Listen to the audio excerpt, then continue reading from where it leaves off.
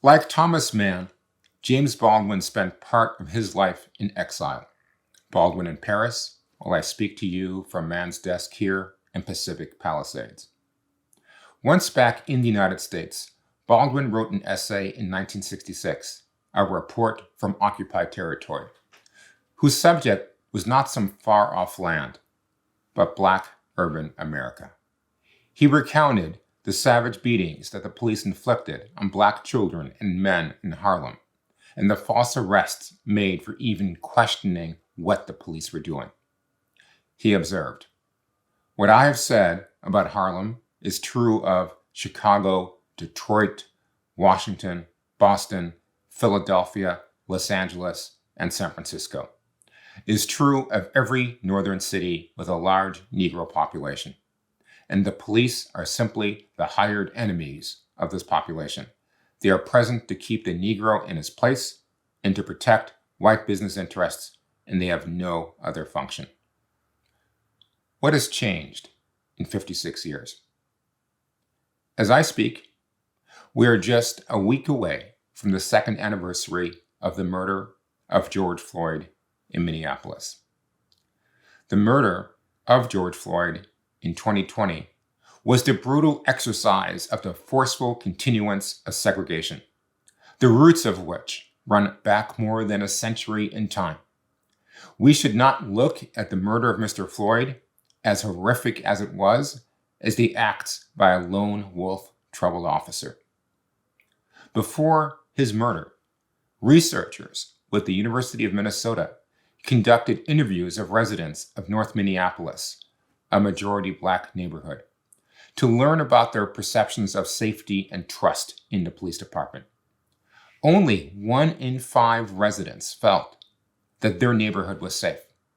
A little over a third felt that the police treated people with dignity and respect either often or almost always.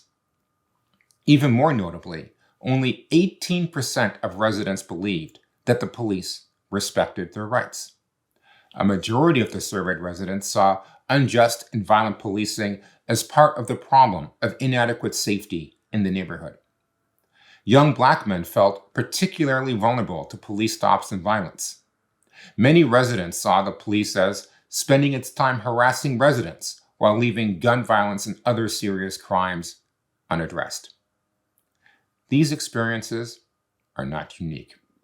Scholars and writers, like Baldwin, identified the roots of the modern criminal justice system in the United States as linked to the maintenance of its racialized social order brought about by segregation.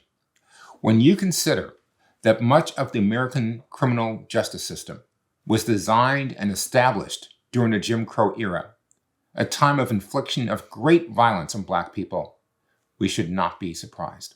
The criminal justice system of the early 20th century helped preserve racial order. It kept Black people in their place, physically and economically, by controlling behavior and movement. We should not be surprised that features of it are still with us. Yale University law professor Monica Bell accurately wrote that the full body of research on race and trust is one of profound marginalization, distinct from those of other ethnic and class groups in the United States.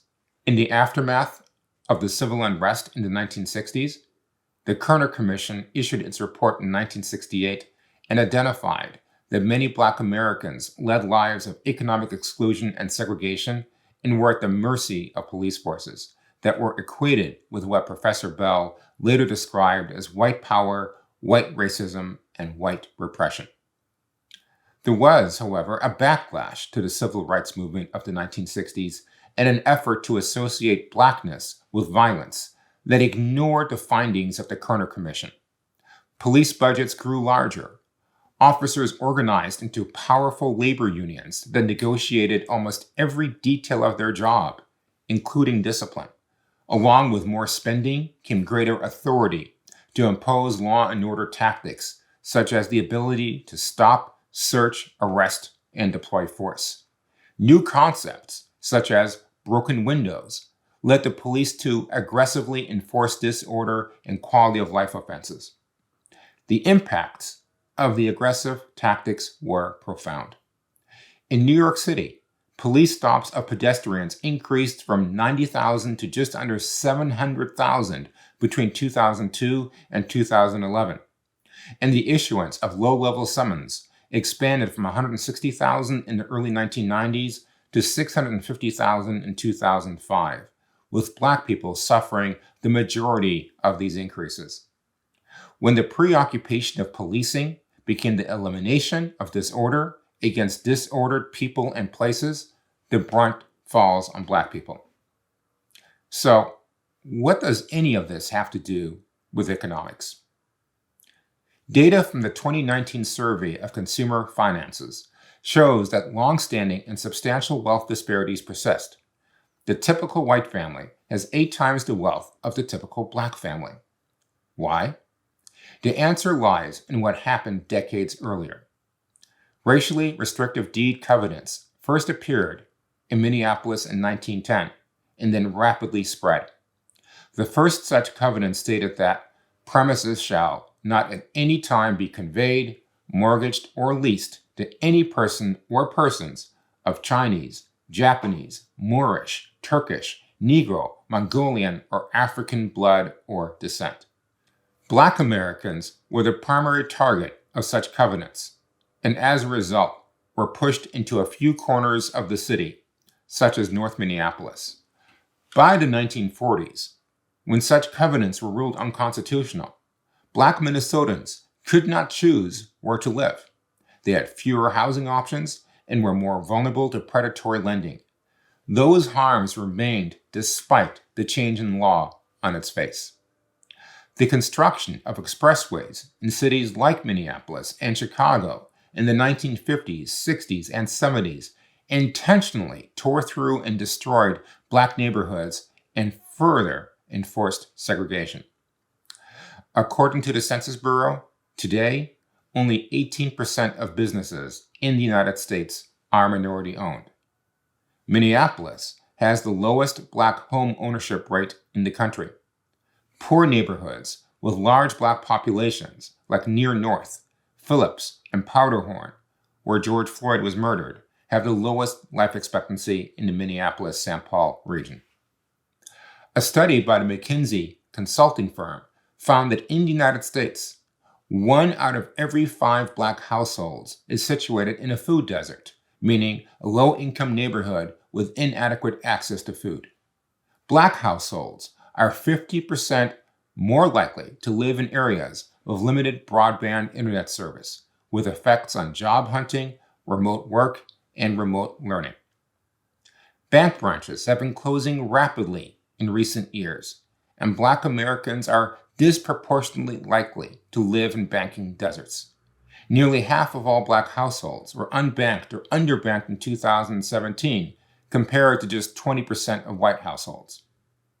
The burden of arrests for low-level conduct falls on these same people in poverty, which in much of the United States means low-income Black Americans.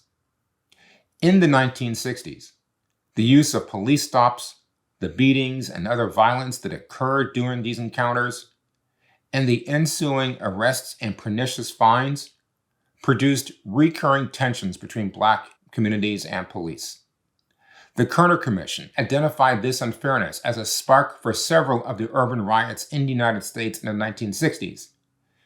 Baldwin had already been writing for years that the astonishment, anguish, and bewilderment of the white world in response to riots only existed because it had not been paying attention to the realities of living in segregated Black urban communities.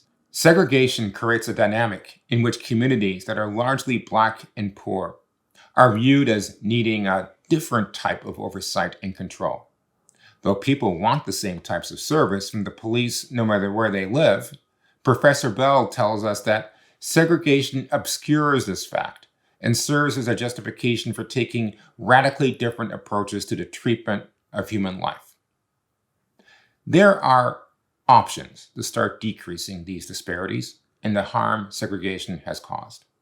First, shrinking the footprint of policing would mean decreasing the opportunities for interactions that reinforce the practices of segregation and control for minor offenses of behavior.